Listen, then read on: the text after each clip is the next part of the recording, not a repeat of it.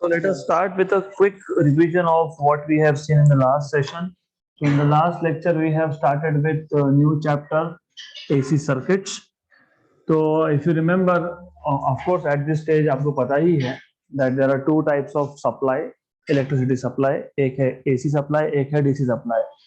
And in case of DC supply, the polarity of the plates they have fixed polarity. मतलब एक plate positive होगा, एक plate negative होगा. With time positive plate positive ही रहेगा, negative plate negative ही रहेगा. मतलब करंट का डायरेक्शन भी हमेशा सेम रहेगा. Direction of current will also not change. So this is what you need to know. मतलब in that case the current that is obtained is unidirectional. When we talk about alternating supply, so what happens in case of AC supply is polarity of the plates keep on changing. Positive plate will become negative, negative plate will become positive. So positive negative ऐसा flip होता रहता है. So which means polarity of the plate is not fixed but it is changing with time. And since the polarity is changing with time, which also means that the voltage or EMF is also alternating. अगर voltage alternating होगा तो current भी आपको alternating मिलेगा.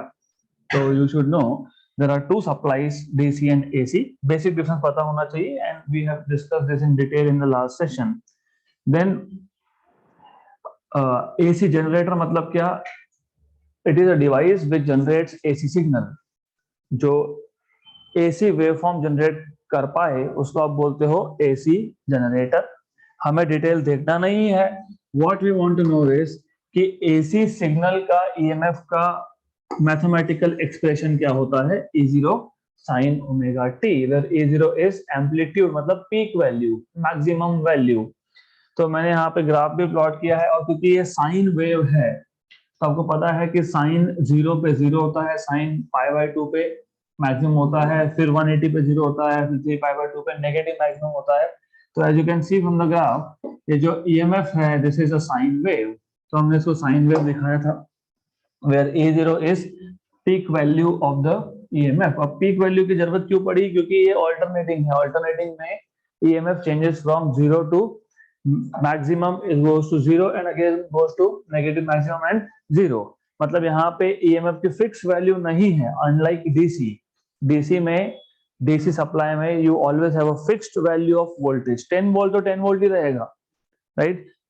With time of course, with time उसका voltage कम होगा, लेकिन negative कभी नहीं होने वाला, राइट. तो DC में क्या होता है, 10 वोल्ट तो 10 वोल्ट ही रहेगा वो. लेकिन in case of AC because the values are varying, तो 0 से एक कंप्लीट वेव में it will have all the values between 0 and maximum. So if it will have all the values between 0 and maximum, तो आपको peak value define करना पड़ता है, which is E0. Positive peak value and negative peak value is minus E0. Then of course obviously as you no, current, अगर आपको EMF का wave form पता है तो आपको करंट का वेव फॉर्म भी निकाल के आएगा. By Ohm's law E equal to IR, तो I equal to E by R. तो E बाई R, लेकिन E0 E क्या था? E0 साइन ओमेगा t, और बाय R सिर्फ मैंने ओमेगा t प्लस अल्फा क्यों लिखा है? क्योंकि maybe EMF and current they are not in the same phase. दोनों के दोनों वेव है. तो यू ऑलरेडी नो. और इंटरफेरेंस इस चैप्टर में तो हमने इन डिटेल देखा था. हमने ये देखा था कि दो वेव्स, जब दो वेव को कंपेयर करते हो तो दोनों इन फेज हो सकते हैं, मतलब फेज डिफरेंस इज 0. तो उस केस में ये वैल्यू हो जाएगी आपकी 0. ऐसा भी हो सकता है कि दोनों आउट ऑफ फेज हो. आउट ऑफ फेज मतलब एक का क्रेस्ट दूसरे के ट्रफ के साथ मैच हो रहा है, हो सकता है. तो उस केस में phase difference will be 180 pi, right. तो in general EMF and current they may or may not be in phase, so there can be some phase difference phi. तो ये जो phi मैंने करंट के इक्वेशन में लिखा, जो मैंने EMF के इक्वेशन में नहीं लिखा था. रीजन था कि हो सकता है कि करंट और EMF में फेज डिफरेंस नहीं हो, पर ये भी हो सकता है कि करंट और EMF में फेज डिफरेंस हो. कितना हमको नहीं पता. क्यों नहीं पता? बिकॉज हमने अभी तक पर्टिकुलर सर्किट की बात नहीं की. ये सिर्फ general, it is just general discussion. this is possible, that is possible, that is why. Particular case we will see. ये जो E0 by R है, it is I0 where I0 is peak value of current. तो current का equation कैसा बन गया? I equal to I0 sin omega t. Okay, this is what you need to know. Then you have to define average values, average value of EMF or average value of current या फिर RMS values. Why do we want to do this? हमको ऐसा क्यों करना होता है? Because अगर हमारे पास दो अलग अलग सिग्नल है, जब मैं दो अलग अलग सिग्नल की बात करता हूं तो when I'm talking about two different signals, what I'm saying is this, right? ये दो अलग अलग सिग्नल है, ये EMF और करंट नहीं है. This is one signal, voltage signal, and this is another voltage signal. You can say this is E1 signal, this is E2 signal. तो जब आपको दो अलग अलग सिग्नल्स को कंपेयर करना है, तो to compare you always need a parameter.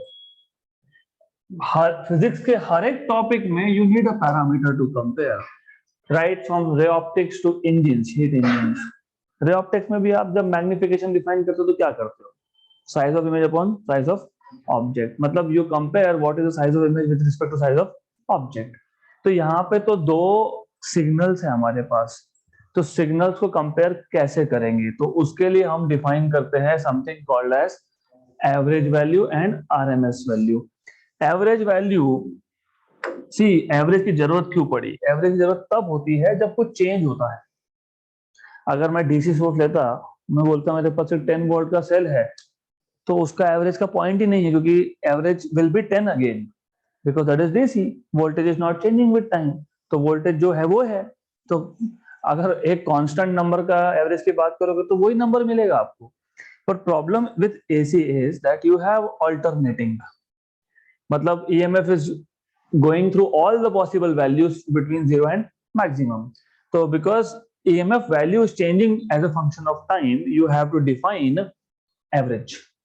अब प्रॉब्लम क्या है कि एवरेज हम फुल साइकिल पे ले ही नहीं सकते. लोगे तो जीरो हो जाएगा. क्यों? क्योंकि पॉजिटिव हाफ साइकिल है और नेगेटिव हाफ साइकिल है, it will cancel out each other.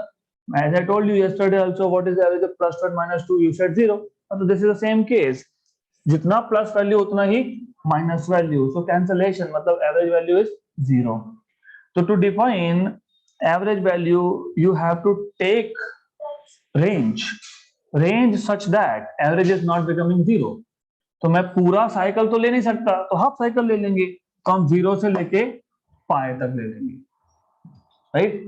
तो 0 से पाई, तो average values are always defined over half cycles.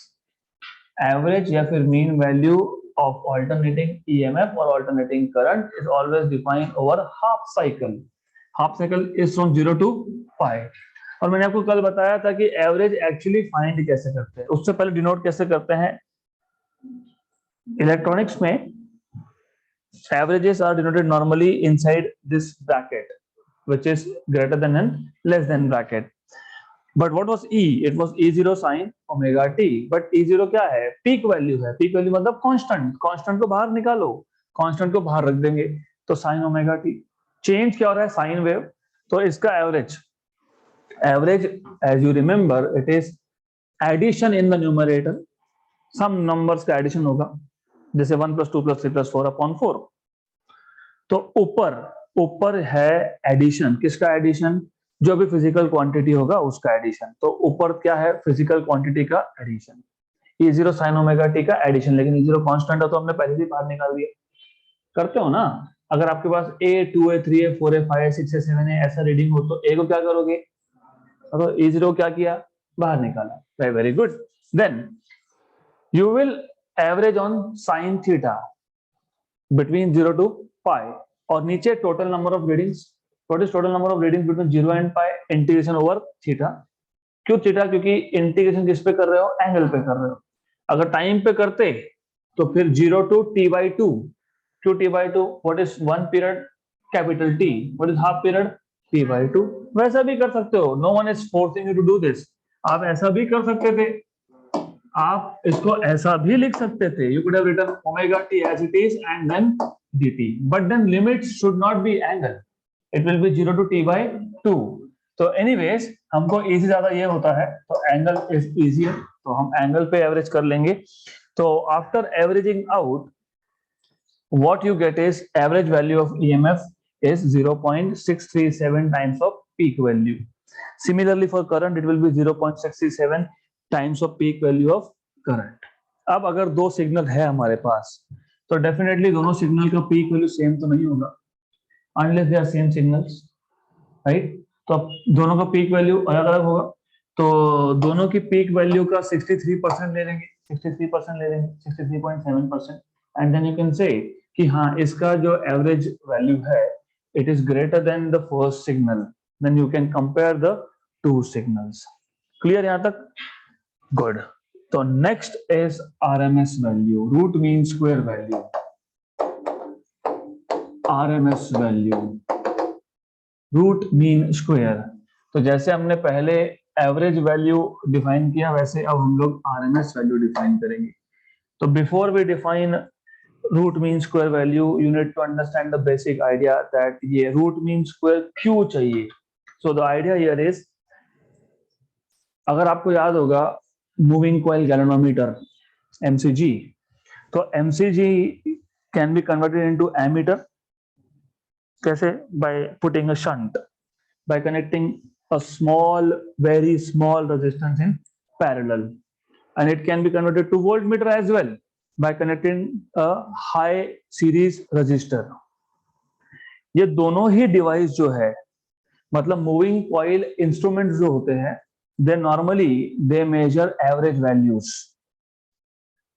तो जब आपने एक सर्किट में लगा दिया, यूज किया होगा शायद some one of you, for sure आप सबने एक बार तो अभी तक लाइफ में यूज किया होगा, फिजिक्स के लैब में या इलेक्ट्रॉनिक्स के लैब में.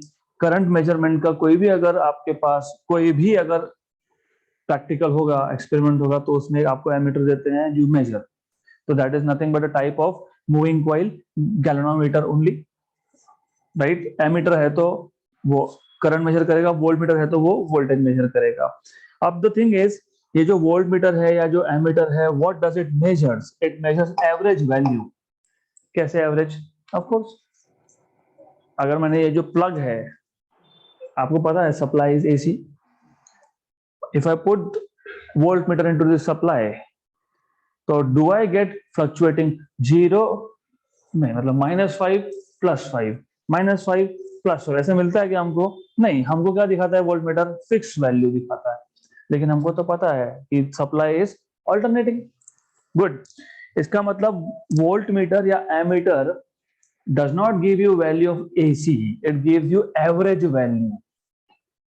एवरेज वैल्यू होता है, मतलब ये अभी भी देखा आपने average, so it gives you average value. Good. इसका मतलब जो मूविंग कॉइल इंस्ट्रूमेंट है, they cannot be used to measure alternating currents or voltages because they give you average value, they don't give you real values. real मतलब क्योंकि alternating तो with time change होगा ना, तो फिर वोल्ट मीटर भी with time her bar change होता रहता, कभी स्टेबल होता ही नहीं वो. -5 -4 -3 -2 1 -1 0 1 2 3 4 5 वापस उल्टा आ गया. पर ऐसा नहीं होता है. फिर ऐसा नहीं होता है मतलब वो एवरेज वैल्यू देता है. एवरेज वैल्यू देता है मतलब हमारा किसी काम का नहीं है अगर हमको अल्टरनेटिंग करंट या अल्टरनेटिंग ईएमएफ को मेजर करना हो, राइट. तो नंबर 1, मूविंग कॉइल गैल्वेनोमीटर मतलब वोल्ट मीटर या फिर ammeter, it measures average values. तो टू स्टार्ट ऑफ विथ, ये आरएमएस क्यों डिफाइन किया थोड़ी देर में समझ में आ जाएगा, पहले बेसिक समझ लो.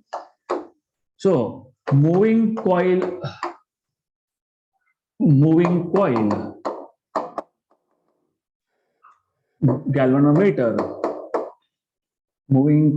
galvanometer converted to voltmeter or ammeter measures average values of voltage and current respectively of voltage and current respectively.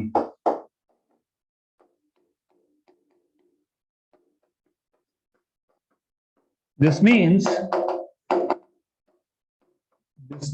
that moving coil instruments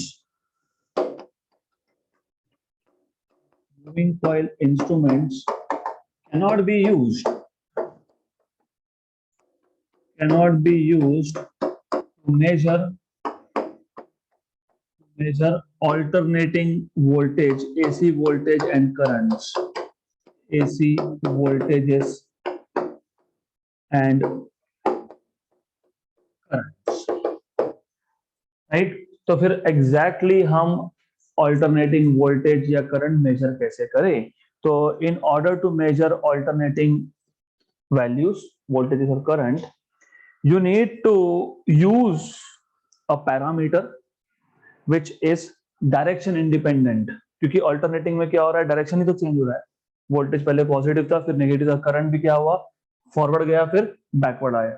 तो आपको कुछ ऐसा पैरामीटर देखना पड़ेगा किसके लिए, to measure alternating voltage and current. You have to use a parameter which is direction independent, जिसका ये पोलैरिटी चेंज से कोई रिलेशन नहीं हो, right?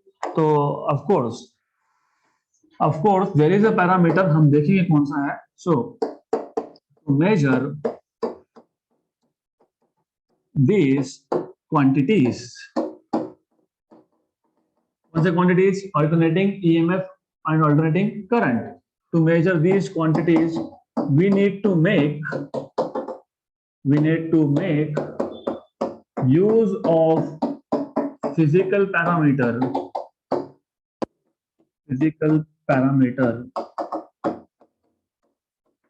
which is direction independent.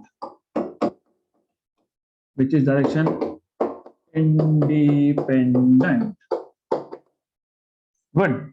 तो अब एक एसी सर्किट में या इन जनरल एक सर्किट में क्या क्या हो सकता है, करंट हो सकता है, तो करंट ऑलरेडी वेरिंग है ना, करंट वेरिंग था ना, positive cycle and then negative, तो current is going forward and backward.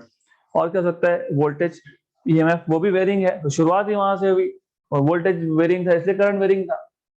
और क्या हो सकता है, रेजिस्टेंस, लेकिन रेजिस्टेंस तो ये सिग्नल का प्रॉपर्टी नहीं है, ये प्रॉपर्टी किसका है, ये प्रॉपर्टी कंडक्टर का या फिर जो भी आप एक्सटर्नल डिवाइस लगाओगे उसका प्रॉपर्टी है. ये सिग्नल का प्रॉपर्टी है क्या, रेजिस्टेंस नहीं. तो फिर अब ऐसा कौन सा पैरामीटर है जो डायरेक्शन इंडिपेंडेंट होगा? तो यू हैव टू नो जो स्क्वायर क्वांटिटीज होते हैं ना, जिसमें स्क्वायर होता है, तो स्क्वायर क्या करता है, नेगेटिव को भी पॉजिटिव करता है, पॉजिटिव को भी पॉजिटिव करता है, राइट? तो heat generated in a circuit, do you remember equation, I square R या फिर वी स्क्वायर बाय आर. तो ये जो हीट जनरेटेड है I square R, it is a quantity which is direction independent because it uses square of current. तो negative half cycle भी positive होगा, square जब करोगे तो पॉजिटिव का स्क्वायर तो पॉजिटिव आएगा ही, पर नेगेटिव का स्क्वायर भी पॉजिटिव आएगा. तो heat generated in a circuit when a current flows through it is direction independent because it contains square of current. So this heat generated can be used to measure quantities like alternating voltage or alternating EMF, है ना? Voltage मतलब EMF होता है, तो alternating voltage और alternating current, क्योंकि I square R लोगे तो it will use alternating current, अगर आप E square by R लोगे तो it will use alternating EMF. We know that what we know is heat generated H in a circuit uses square values, of course किसका, of current और EMF, of current और EMF या voltage जो भी लिखना हो वो लिखो. Hence heat generated can be used as a parameter hence heat generated in a circuit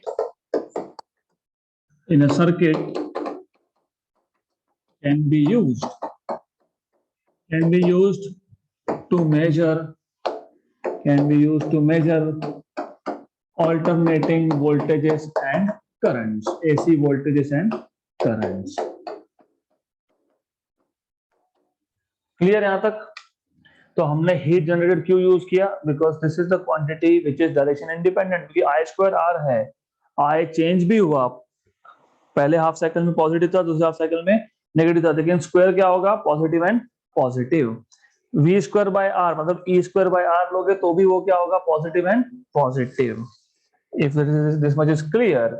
तो अब हमको डिफाइन करना है what is root mean square, what is the meaning of root mean square. अब देखो ऐसा है, इमेजिन हमारे पास एक सर्किट था, एक्सटर्नल सर्किट था, उसका रेजिस्टेंस था आर, इसमें हमने सोर्स कनेक्ट कर दिया, एक पहली बार हमने कनेक्ट किया डीसी सोर्स, राइट? तो when a DC source is connected to external resistance R, a steady current I flows through it. Let us say there is a current I flowing through this, right? Steady current. Look at the words. जब मैंने DC source लगाया तो मैंने steady current बोला है, जब मैं AC लगाऊंगा तो मैं पीक वैल्यू की बात करूंगा, क्योंकि AC में values of current changes from 0 to maximum and then goes to 0 and so on so forth, लेकिन DC source में क्या होता है? Steady होता है। So when you have a DC source connected to external resistance R, a steady current I flows through it, and when I flows through it, it generates heat H, right? अब instead इसने कितना heat produce किया? H। मैं side में लिख देता हूँ H। किसने किया? स्टेडी करंट ने। स्टेडी मतलब DC सोर्स अप्लाई, आपने जब DC सोर्स कनेक्ट करके रखा था तब। अब instead if I connect AC,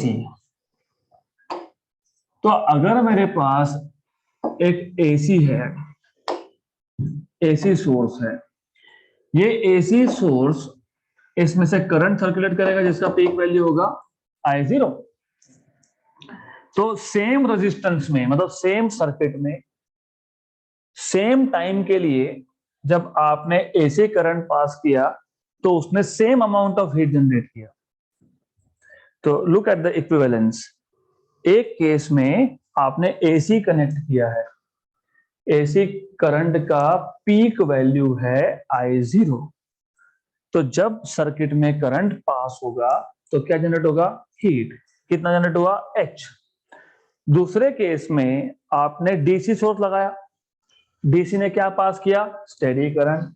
आपने उतने ही टाइम के लिए, जितने टाइम के लिए AC करंट आपने यहाँ पे पास किया था, उतने ही टाइम के लिए आप DC करंट पास कर रहे हो, उसी रेजिस्टेंस में से पास कर रहे हो, मतलब उसी एक्सटर्नल सर्किट में से पास कर रहे हो, और वो क्या कर रहा है? उतना ही हीट जनरेट कर रहा है, राइट? करेक्ट। देन अगर ऐसा होता है, if AC current and DC current produces the same amount of heat in the same amount of time, then you define something called as root mean square value of current. तो AC की जो भी value होगी current की, उसको आप बोलोगे root mean square. सीधे डेफिनेशन है, इसका फॉर्मूला कैसे हम डिराइव करेंगे? इट रिक्वायर्स इंटीग्रेशन, तो हम करेंगे, लेकिन idea is to be very clear. तो आइडिया ये था when a DC source is connected to a circuit with resistance R,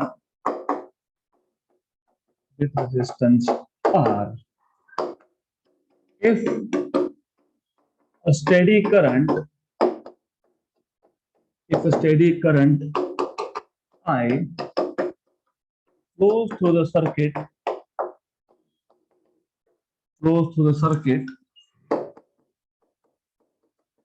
for time t and generates generates heat H in the circuit.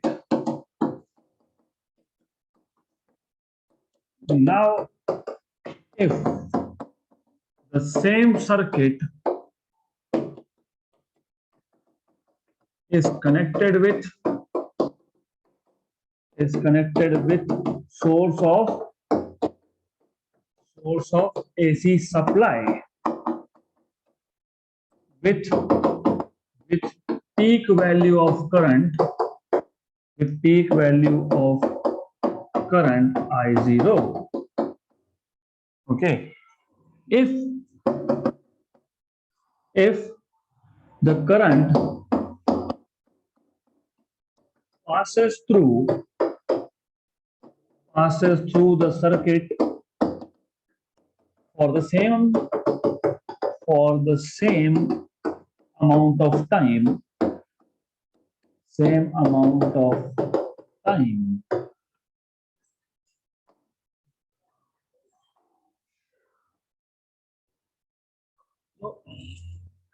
if the current passes through the circuit for the same amount of time and generates same amount of heat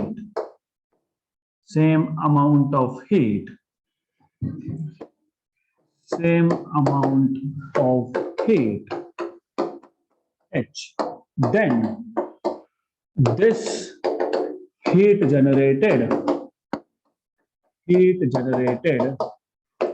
can be used to measure AC values, right? तो पहले तो यहां तक पता होना चाहिए, basic idea is important, बाकी mathematics होता रहेगा। तो इसके बाद अभी आपको बोलेंगे कि ये आरएमएस वैल्यू ऑफ करंट क्या है, और ये जो हीट जनरेट किया किसने किया, दोनों ने किया, स्टेडी करंट ने भी किया और ऑल्टरनेटिंग करंट ने भी किया।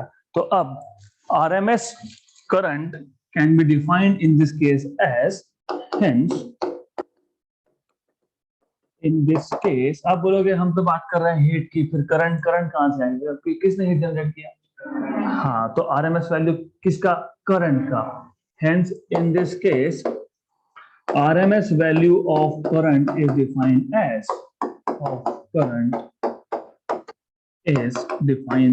as और ये जो डेफिनेशन है ये मैथमेटिकल डेफिनेशन है, आखिरी में समझेगा तुमको ये क्वेश्चन आने के बाद कि एग्जैक्ट वैल्यू कितना आता है।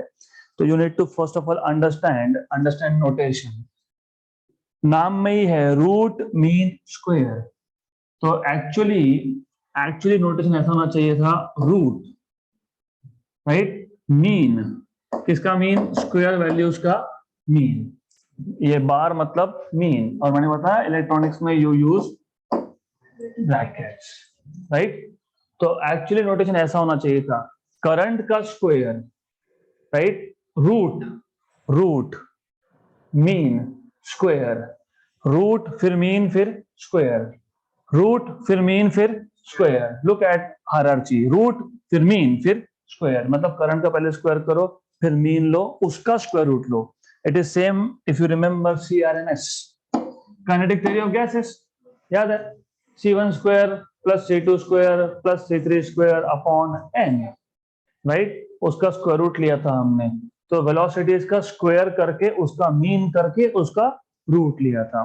तो ये भी सेम टाइप है, सिर्फ नोटेशन आपकी बुक ने चेंज किया है, तो मैं आपके बुक को फॉलो करूंगा। They are writing it like, वो ऐसा लिख रहे हैं, वो आई स्क्वायर लिख रहे हैं, फिर मीन दिखा रहे हैं, स्क्वायर रूट की जगह पे लिख दिया RMS।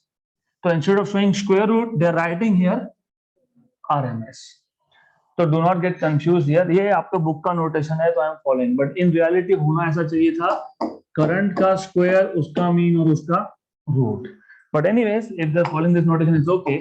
तो by definition as I told you, I already told you कि फिजिक्स में जब भी मीन वैल्यू निकालनी हो तो इट इज नॉट डिफिकल्ट। क्या होगा? फिजिकल क्वांटिटी न्यूमरेटर में उसका एडिशन मतलब integration divided by total number of readings. Okay, तो अब इसको कैसे करेंगे? अब अनलाइक एवरेज वैल्यू में आपने एवरेज हाफ साइकिल पे लिया था, यहाँ पे आप रूट मीन स्क्वायर करते वक्त एवरेज आप फुल साइकिल पे ले सकते हो। क्यों ले सकते हो?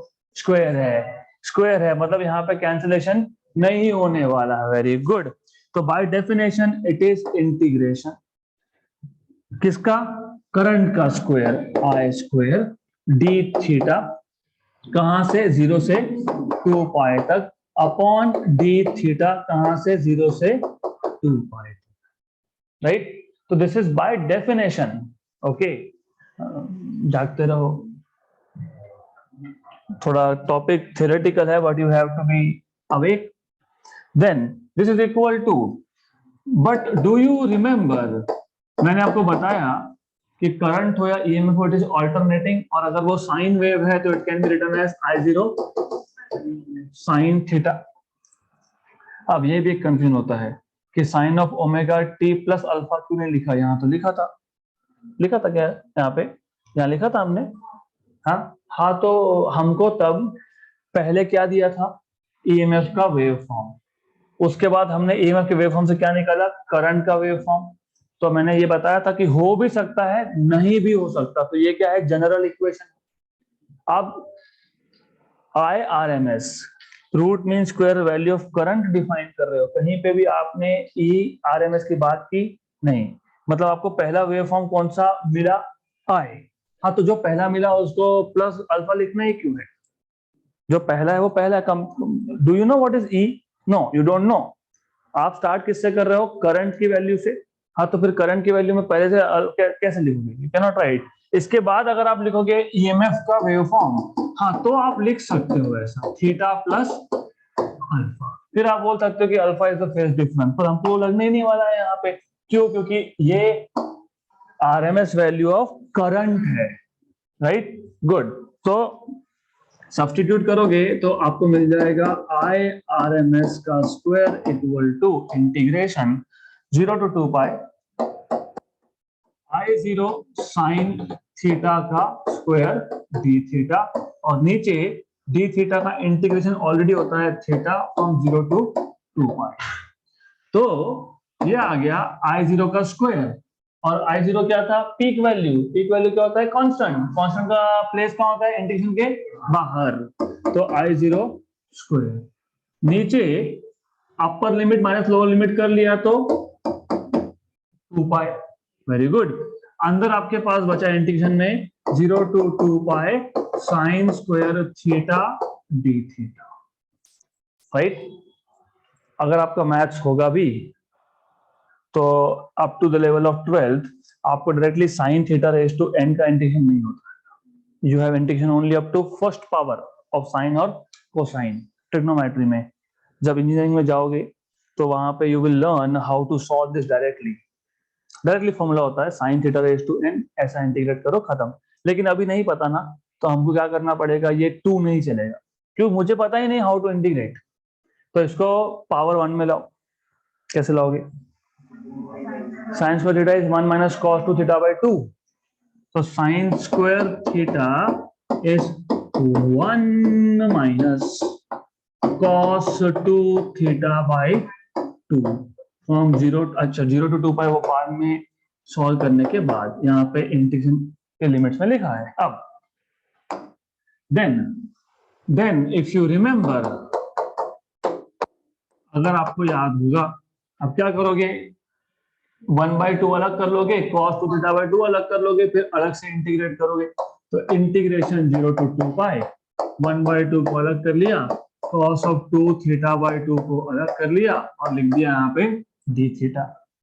देन अब you will integrate first term which is half and also second term separately। तो I0 स्क्वायर बाय, अब एक काम करो ना, ये ऐसा लिखने की जगह पे थोड़ा सा कभी कभी sometimes it is good to be lazy. क्यों? ये 2 को डायरेक्ट बाहर निकाल देते, हाँ तो फिर हमारा काम थोड़ा इजी होता। ये बन जाता 4 पाई एंड देन इंटीग्रेशन में रह जाता 0 to 2 pi 1 minus cos 2 theta D theta. अब ऐसा करो, अब दोनों को सेपरेटली इंटीग्रेट कर दो। तो अब आप करोगे पहले टर्म को integrate which is just 1, which is D theta पे इंटीग्रेशन होगा उसका। Okay, then then what will you have is minus integration 0 to 2 pi cos of 2 theta d theta। Clear? अब मैं आपको सॉल्व तो करके दे रहा हूं, लेकिन याद रखना, हमेशा याद रखना, cos ऑफ 2 थीटा ऐसा कभी आया, लिमिट्स अगर 0 टू 2 पाई हो, या फिर minus pi to plus pi हो, या फिर minus 2 pi to plus 2 pi हो, तो ये जीरो आता है। See this will turn out to be zero. How? We'll see, देखेंगे जीरो आएगा ये, मतलब ये इंटीग्रेशन जीरो हो जाएगा second integration. Then of course it comes from practice. जितना ज्यादा इंटीग्रेशन को प्रैक्टिस करोगे उतना फास्ट समझेगा। लिमिट्स देख के अंदर क्या है, फंक्शन देख के खत्म, डन, जीरो बाय 4 पाई। ये तो पता ही है 2 पाई डी थीटा का इंटीग्रेशन थीटा, लिमिट्स क्या है 2 पाई और 0, तो क्या आएगा 2 पाई। Very good. माइनस, अब इसको सॉल्व करते हैं। इसको सॉल्व करने के लिए आपको पता होना चाहिए कॉस ऑफ n थीटा का इंटीग्रेशन। मैं cos रेज टू n नहीं बोल रहा हूं, मैं cos n थीटा बोल रहा हूं। It is sin n theta by n। तो cos प्लस साइन की minus sine plus sine, cos का डेरिवेटिव होता है माइनस साइन, इंटीग्रेशन नहीं। तो you will have here sine of 2 theta by 2, और यहां पे लिमिट्स डालना बाकी है, तो it is from 0 to 2 pi. अब एग्जैक्टली फॉर दिस रीजन, क्योंकि यहाँ पे साइन बनने वाला था, इसलिए इंटीग्रेशन जीरो होगा। तो यह आ जाएगा I0 स्क्वायर बाय 4 पाई और 2 पाई माइनस हाफ को बाहर रख दो। अपर लिमिट 2 इंटू 2 4 है ना, थीटा के जगह पे क्या डालोगे 2 पाई, और ऑलरेडी 2 था, 2 into 2 4 minus lower limit sine 0।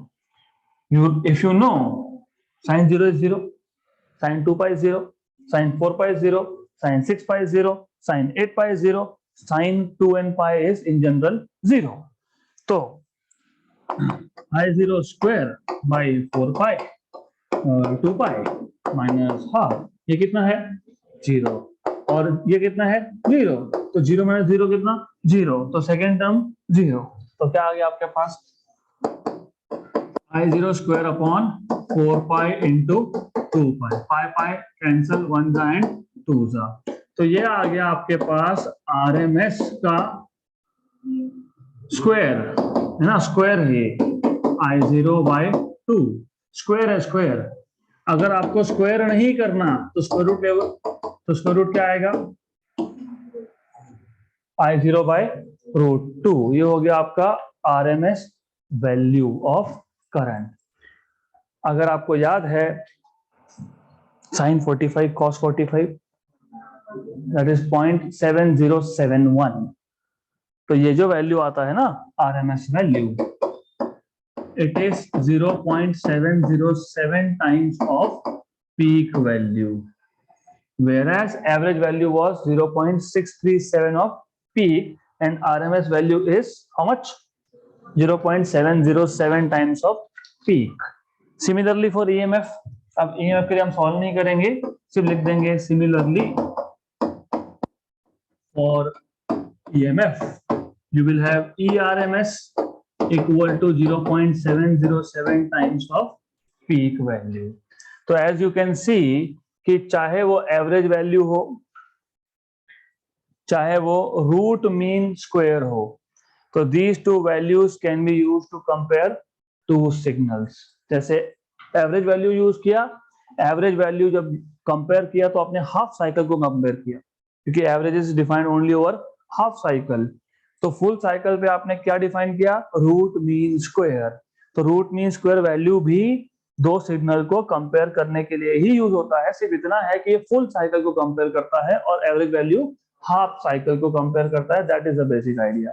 और अगेन ये क्यों हमने लिया, वाई, बिकॉज हम क्वेश्चन ऑफ कोर्स ये आएगा ना कि ये क्या कंपेयर करने के लिए इतना मैथमेटिक्स करे। हमारे पास कोई इंस्ट्रूमेंट होगा, हम लगा देंगे, बोलेंगे हाँ ये जो सिग्नल है इनपुट सिग्नल इसका ये वैल्यू है और दूसरा इनपुट सिग्नल उसका वो वैल्यू है। लेकिन इंस्ट्रूमेंट है ही नहीं वैसा करने के लिए। क्यों नहीं है? As I told you, it gives you average value, it does not give you value of alternating current और वोल्टेजेस। तो that is why you have to do all this. तो अब इसमें क्या है, इसमें और एक चीज है, फिर अल्टीमेटली कंपेयर करना है तो सिग्नल में दो ही चीज है, ईएमएफ है और करंट है। रेजिस्टेंस तो एक्सटर्नल डिवाइस का है, वो तो यूज नहीं हो सकता, और ईएमएफ हो या करंट हो वो अल्टरनेटिंग है, और वही तो प्रॉब्लम था, अल्टरनेटिंग को मेजर करना था, तो फिर क्या करेंगे। तो that is why you define something which is direction independent.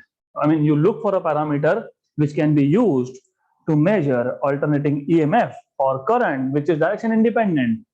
तो हीट जनरेटेड, क्योंकि हीट में I का भी स्क्वायर होता है और V मतलब E का भी स्क्वायर होता है। तो आप बोलते हो कि पहले हमने एक स्टेडी करंट पास करके देखा, उसमें इतने रेजिस्टेंस में से पास हुआ, इतने टाइम के लिए पास हुआ, इतना हीट जनरेट किया। अब हम एक अल्टरनेटिंग करंट पास करेंगे, उसी रेजिस्टेंस में से पास करेंगे, उतने ही टाइम के लिए पास करेंगे। तो अब अगर हीट जनरेटेड भी सेम आ गया, तो ये जो अल्टरनेटिंग करंट का वैल्यू था, पीक वैल्यू था, उसको आप बोल दोगे RMS, right? The amount of current which generates, या फिर the value off peak current which generates the same amount of heat as generated by steady current through the same resistor for same amount of time is called as RMS current. Mathematically, RMS current is given by this. फिर आप integration करते जाओगे and then you end up getting just a value 70% of peak, 70.7% of peak. Clear यहाँ तक? Good. So now before we start, क्योंकि इस chapter का नाम क्या था, if you see, AC circuits, मतलब ऐसे सर्किट जिसमें एसी सोर्स लगाया हुआ है हमने। तो अभी तक हमने कोई सर्किट लिया नहीं, अभी तक हमने कोई सोर्स कनेक्ट किया नहीं। तो जब करेंगे, जब आप एक सर्किट में एसी सोर्स लगाओगे तो उसको बोलोगे एसी सर्किट। लेकिन वो करने से पहले you have to know something which is called as phasors, phasor and phasor diagram. अब this is very important again. Those who will go for engineering, you will again need this in first year physics. सिर्फ इतना है कि ये phasor diagram और phasor you will use for diffraction there. Wave optics में जो diffraction सीखा था 12th में हमने सीखा था, diffraction due to single slit. वहां पे डिफ्रैक्शन ग्रेटिंग होता है, n नंबर ऑफ स्लिट्स, एक के बाद दूसरा, उसके बाद तीसरा, ऐसा चलते रहता है, नंबर ऑफ स्लिट्स होते हैं, और कुछ ज्यादा नहीं होते, I think 30,000 slits in 1 inch, बस इतना ही। तो you have to do analysis of diffraction pattern and you have to use this phasor diagram. Basically apart from wave optics, diffraction छोड़ दो, यहाँ पे क्यों यूज करना है। सी, मैंने चैप्टर स्टार्ट करते वक्त ही बताया था कि दो चीज है जो इंपॉर्टेंट है, क्योंकि सर्किट में एक कोई भी सोर्स लगाया तो वो दो ही चीज देता है, एक तो ईएमएफ, एक देता है करंट। अब एक एसी सर्किट में आप रजिस्टर लगा सकते हो, या आप इंडक्टर लगा सकते हो मतलब कॉइल, या आप कैपेसिटर लगा सकते हो, मतलब you can put various elements, these are called as elements. Resistor is called as element, inductor is called as element, capacitor is called as element. So you can put either resistor or inductor or capacitor, मतलब इनको आपने connect कर दिया with a source of EMF. कौन सा EMF? Alternating EMF, AC, क्योंकि AC circuit chapter का ही नाम है, ये तो पता होना चाहिए। यहाँ पे डीसी की बात नहीं होने वाली है, ओके, सिर्फ कंपैरिजन पर्पस के लिए हमने किया। या फिर आप इन तीनों में से कोई भी दो लगाओगे, register inductor, register capacitor, inductor capacitor, या फिर आप तीनों ही लगाओगे। तो you can have overall total 7 type of circuits. AC circuit with only register, AC circuit with only inductor, AC circuit with only capacitor, AC circuit with register and capacitor, AC circuit with register and inductor, AC circuit with inductor and capacitor, AC circuit with all 3 of this, LCR बोलते हैं उसको, LCR circuit, right. अब the question here is कि क्या इन सब circuits में current और EMF are they in phase? In phase मतलब दोनों का साइन साइन वेव होगा क्या, कि एक का साइन है एक का कोसाइन वेव? हो सकता है ना, मैंने इसलिए स्टार्टिंग में ही बता दिया हो सकता है, होगा ही ऐसा नहीं। E is E zero sine omega T, I is I zero sine omega T plus alpha. मान लो ऐसा एक सर्किट है जैसे प्योरली रेजिस्टिव सर्किट, मतलब आपने सिर्फ रजिस्टर लगा के रखा है वहां पे, तो उस केस में अल्फा की वैल्यू जीरो आती है। अब देखोगे हम डिराइव करेंगे, तो उस केस में I will be equal to I zero sine omega T. तो आप बोलोगे अरे ईएमएफ भी साइन वेव है और करंट भी साइन वेव है, मतलब there is no phase lag, no phase difference, no lead no lag. जैसे ही बैटरी कनेक्ट की, मतलब सोर्स कनेक्ट किया, immediately you start getting current. मतलब करंट और going back to this diagram, मतलब ये जब ईएमएफ की वैल्यू जीरो थी तभी करंट की वैल्यू भी जीरो थी। जब ईएमएफ की वैल्यू मैक्सिमम हुई तब करंट की वैल्यू भी मैक्सिमम हुई। फिर वापस जब ईएमएफ की वैल्यू जीरो हुई तब करंट की वैल्यू भी जीरो हुई। जब ईएमएफ की वैल्यू नेगेटिव मैक्सिमम हुई तब करंट भी नेगेटिव मैक्सिमम हो गया, and so on so forth. तो इसको बोलते हो इन फेज, मतलब no lead no lag. I have not said कि दोनों का पीक वैल्यू भी सेम होगा, नहीं होगा पीक वैल्यू। डेफिनेटली करंट का पीक वैल्यू ईएमएफ से कम होता है। गुड। अब ऐसा भी कोई सर्किट आ सकता है और आएगा, देखोगे आप, ईएमएफ तो साइन वेव है लेकिन करंट है कोसाइन वेव। साइन और कोसाइन में कितना फेज डिफरेंस होता है? π/2। एसएचएम भूल गए, डिस्प्लेसमेंट और वेलोसिटी में कितना फेज डिफरेंस होता है? π/2, क्योंकि डिस्प्लेसमेंट में x equal to A sine omega T, velocity में cos omega T, A omega cos omega T. तो मैंने तभी बता दिया था कि एक साइन और एक कोसाइन मतलब कितना फेज डिफरेंस? π/2। अब going back to phasors and phase vectors या फिर phase diagram, see the thing is, ये जो 7 टाइप के सर्किट्स मैंने आपको बताए, हम 7 के 7 तो डिस्कस नहीं करेंगे, but 4 to 5 we will discuss. अब हमको ये पता करना है कि if there is no lead no lag between current and EMF, if there is lead and lag तो कितना lead and lag? 10 degree, 20 degree, 30 degree, 45 degree, 60 degree, कितना? तो उसके लिए हम एक वेक्टर यूज करते हैं, क्योंकि वेक्टर हमारा काम ज्यादा आसान करता है। कैसे? ऑब्वियस थिंग, और वेरी ऑब्वियस। ये एक वेक्टर है, मान लो ये करंट का वेक्टर है, हाँ ये करंट का वेक्टर है, और मेरे पास एक वेक्टर है, ये ईएमएफ का वेक्टर है। मैंने अगर ईएमएफ के वेक्टर को करंट के वेक्टर के डायरेक्शन में दिखा दिया, what do you understand? What do you understand? There is no phase difference because they are in the same direction. Alpha is 0, no lead, no lag, right? तो सिर्फ इतना देख के बता सकते हो सर्किट कौन सा टाइप का, क्योंकि मैंने अभी बताया ऐसे सर्किट होंगे जिसमें no lead no lag, resistance connected to AC source is the circuit which has no lead no lag. तो just by looking at this diagram you can say, oh okay, अच्छा तो करंट और EMF they are in the same direction, मतलब no lead no lag. ऐसा भी हो सकता है, हाँ 90 डिग्री, लेकिन याद रखना ये मोशन कौन से डायरेक्शन में है? Anti clockwise. तो जो एंटी क्लॉकवाइज में आगे चल रहा होता है वो होता है लीडिंग, और क्लॉकवाइज में जो होता है वो होता है लैगिंग। तो ऐसा भी सर्किट आएगा जिसमें EMF, blue vector is EMF, right? तो ब्लू वेक्टर ईएमएफ है, ये कितने से लीड कर रहा है? 90 डिग्री। अगर ऐसा आया तो ईएमएफ लैग कर रहा है कितने से? 90 डिग्री। तो ऐसा एक सर्किट होगा जिसमें you will see 90 degree lead of EMF, और एक सर्किट ऐसा आएगा जिसमें 90 degree lag of EMF, right? अब ये तो 3 सर्किट हो गए, जब आपने रेजिस्टेंस कनेक्ट किया, जब आपने कैपेसिटर कनेक्ट किया, और आपने इंडक्टर कनेक्ट किया। जब रजिस्टर लगाया तो सिर्फ रजिस्टर था, जब कैपेसिटर लगाया तो सिर्फ कैपेसिटर था, और जब इंडक्टर लगाया तो सिर्फ इंडक्टर था। अब आपने तीनों लगा दिए या फिर 2 लगा दिए, फिर अभी अब ऐसा कहीं आएगा बीच में, राइट? तो ना 90 डिग्री पे है ना सेम डायरेक्शन में, करेक्ट। तो this will give you information about the type of circuit. Of course यहाँ पे दिख रहा है ईएमएफ तो लीड अभी भी हो रहा है, लेकिन this time not by 90 degree.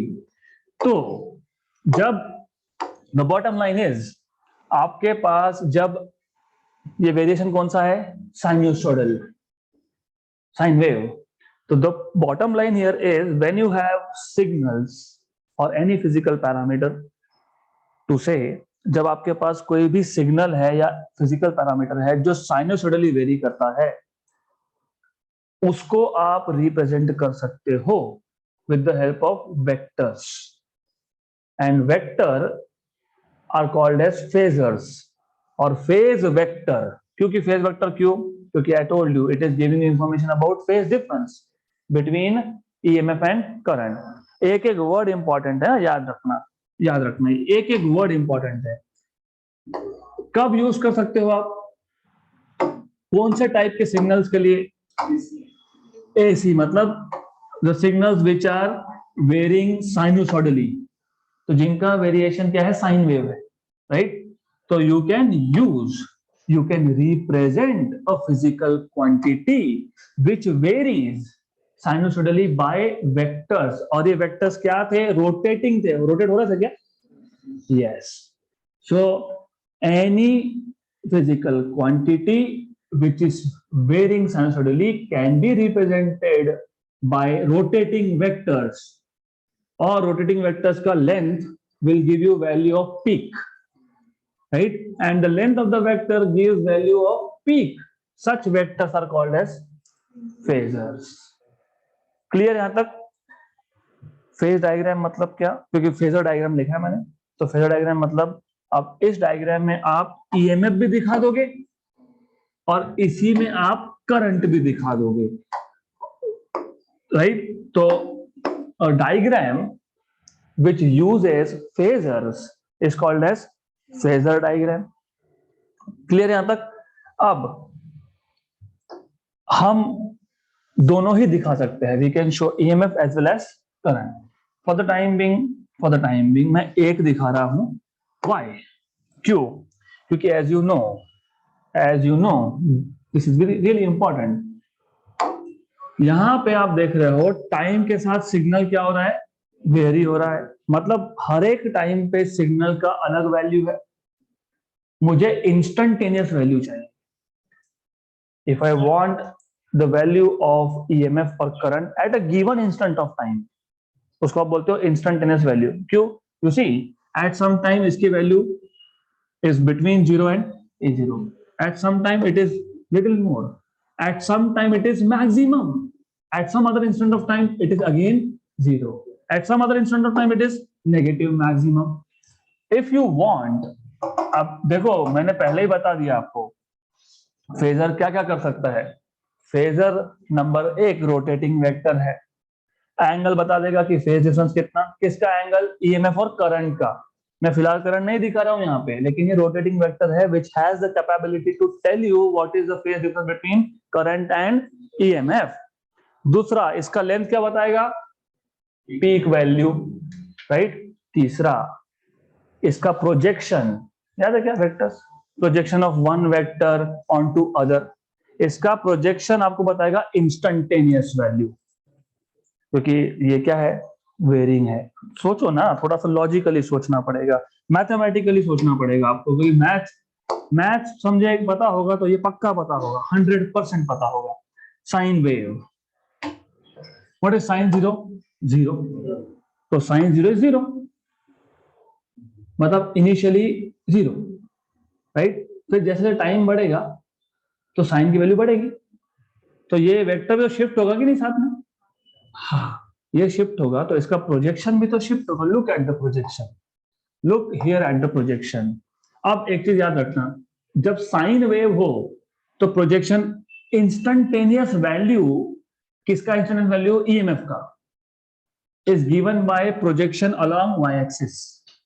If EMF is a sine wave then the projection is taken along Y axis. If it is a cosine wave, क्योंकि ई तो कोसाइन भी चलता है, A zero cos omega t हो सकता है ना, तो उस केस में projection is taken along X axis. अब एज आई टोल्ड यू कि क्या हो रहा है यहाँ पे क्योंकि ईएमएफ ये वेरिंग है, ऑल्टरनेटिंग है, चेंजिंग है, तो विथ टाइम इधर तो नहीं रहेगा, पक्का नहीं रहेगा, इधर नहीं होगा, क्योंकि पहले कहा था जीरो, फिर यहाँ आया, और इंस्टेंट मतलब changing at every instant of time, right. तो ये चेंज भी हो रहा है, रोटेट हो रहा है कि नहीं ये, तो अब थोड़े टाइम के बाद कहीं और चले जाएगा, तो अब प्रोजेक्शन भी चेंज होगा। फिर पहले प्रोजेक्शन कितना था, तो पहले प्रोजेक्शन इतना था, अब कितना है, अब इतना है। तो you see instantaneous value can be given by projection because projection is also changing with time. So instantaneous value of EMF or current can be obtained by projection along y-axis or x-axis. The projection is taken along y-axis if the signal is sine signal, and the instantaneous value is given by projection taken along x-axis if the signal is cosine signal. Clear यहां तक। तो phasor is a phase vector, मैं तो उसको नाम ही देता हूं phase vector, book में नहीं लिखा है ये, but this is phase vector क्योंकि आपको फेज डिफरेंस बता रहा है, और वेक्टर है ये, it is rotating vector, right. तो it is a rotating vector, और इसका length, the length of the vector gives you peak value, very good, and the projection along y-axis gives you instantaneous value of EMF or current if the signal is sine signal, and the projection along x-axis gives you instant value if the signal is cosine signal. And अगर मेरे पास EMF के साथ साथ current भी मैंने यहां draw कर दिया, तो angle between current phasor and EMF phasor will give you phase difference, and which can tell you कि कौन लीड कर रहा है, कौन लैग कर रहा है, and which in return will tell you कौन से टाइप का सर्किट है, only resistance, only inductor, only capacitor, या फिर मोर, राइट। अब उससे भी आगे जाओगे, तीनों लगा दिए, अब तीनों लगा दिए तो फिर आप बोलोगे अभी कौन सा रेजिस्टिव है कि कैपेसिटिव है कि इंडक्टिव है, अब डिपेंड करेगा कौन लीड कर रहा है, कौन लैग कर रहा है, राइट। एग्जाम्पल बता रहा हूं, कल डिस्कस करेंगे डिटेल्स में।